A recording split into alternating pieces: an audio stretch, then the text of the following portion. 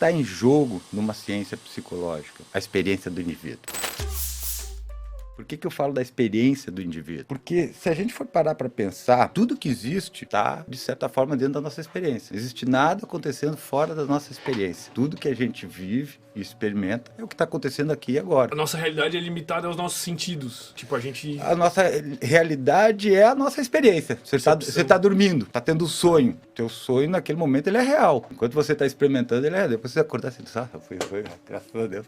Dependendo do sonho, até ser puta, que bosta, né? Mas enquanto você tá ali sonhando, enquanto o cérebro tá ativo durante o processo de sono, fazendo seus ajustes metabólicos, você gera uma experiência. Você gera uma experiência e essa experiência, dentro daquele contexto, pode ser efetivamente confundida com uma realidade, né? Então, a gente está, de certa forma, preso nas nossas experiências, né? Nós somos um produto das nossas experiências. E a nossa experiência é um produto do sistema nervoso central, né? Isso é interessante também para a gente colocar. Então, quando a gente pensa em psicologia, do meu ponto de vista, a gente está pensando na experiência individual. Aí depois eu vou ter que falar um pouquinho sobre essa questão do indivíduo também, né? Porque ele ganha um contorno específico dentro dessa perspectiva da neurociência. Mas a gente está falando de experiência, a gente está falando de como que um fenômeno circunscrito no tempo e no espaço, gera uma realidade, que é a minha própria experiência. E aí a psicologia, é engraçado que ela surge no momento a partir de uma suspeita, de que a forma como eu experimento as coisas é diferente da maneira como você experimenta as coisas. Na verdade, essa é uma questão bastante antiga na psicologia. A psicologia, ela em muitos aspectos, ela é herdeira da física. No século XVIII, XIX, quando a física começou a se desenvolver, a gente tinha um problema com as medidas, porque com as medidas eram feitas com cronômetros, com observações sem grandes equipamentos, a gente podia ter diferença, por exemplo, uma medida do corpo celeste de um observador para o outro. E aí nasce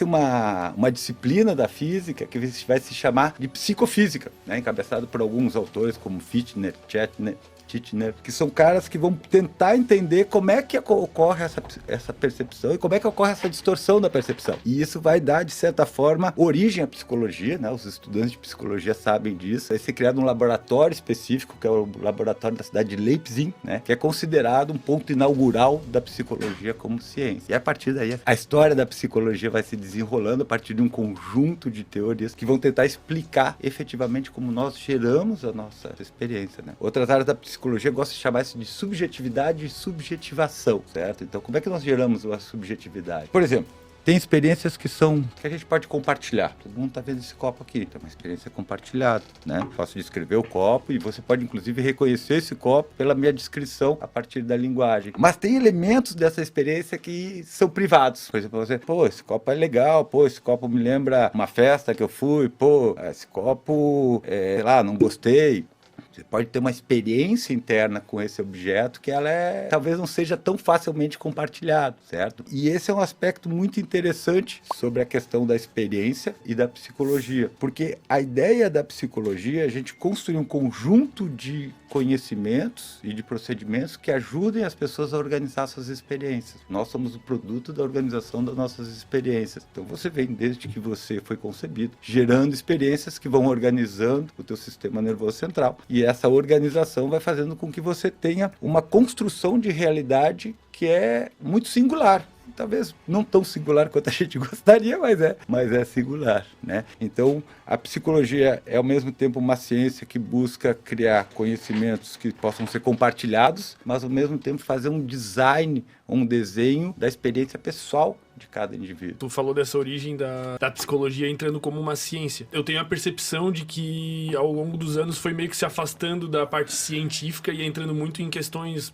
mais pro lado de humanas do que de científico, assim, sabe? Tipo, as questões da psicanálise vai meio que, não contra, mas tipo, diferente da neurociência em si. A gente tem que entender que na história da psicologia a gente tem vários elementos que vão construir a psicologia como ciência. Então, a primeira questão que a gente tem que entender é que quando eu falo do surgimento da psicologia como ciência, eu não estou falando do surgimento da psicoterapia. O surgimento da psicoterapia ele vai se dar, não essencialmente, mas preferencialmente a partir do surgimento da psicanálise. Todo mundo que é psicoterapeuta, de alguma forma, eu costumo falar disso, é herdeiro da psicanálise. E a psicanálise, ela é uma coisa interessante, porque a primeira coisa que a gente tem que entender é que a psicanálise é uma construção de um neurologista. A psicanálise não é uma construção de um filósofo, ela é uma construção de uma pessoa que parou e se deteve por um fenômeno que chamou muita atenção dela. E qual era o fenômeno que chama a atenção dela? A relação corpo-mente. O Freud, de repente, olhou para as pacientes conversivas, né, conhecida como histérica, e disse, caramba, mano, a mente pode modificar a percepção e o comportamento do corpo, a tal ponto de fazer as pessoas terem graves prejuízos funcionais. E eles, puta, como isso funciona? Naquela época, os recursos e o conhecimento neurológico não era tão abrangente quanto a gente tem agora. O Freud precisou, obviamente, criar os métodos dele e criar uma metáfora que sustentasse aquilo, certo? E aí o